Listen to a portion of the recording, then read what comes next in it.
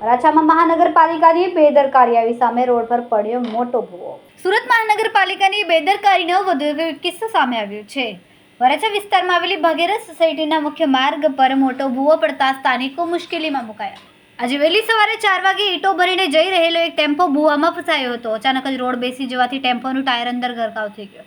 આ ઘટનાને કારણે રસ્તા પર ટ્રાફિક જામ થયો અને વાહન ચાલકોને ભારે હાલાકીનો સામનો કરવો પડ્યો.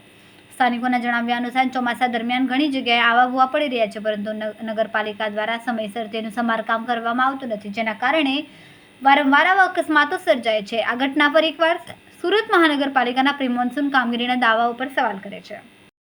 કેમેરામેન સેનિલ વિરાણી સાથે વિશાલ છેઠા, માનવ પ્રભા ન્યૂઝ, સુરત. અમારા વિડીયોની નવી અપડેટ મેળવવા માટે સબસ્ક્રાઇબ કરો માનવ પ્રભા ન્યૂઝ ચેનલને. બેલ આઇકન ક્લિક કરો લેટેસ્ટ વિડીયો સૌથી પહેલા મેળવવા માટે.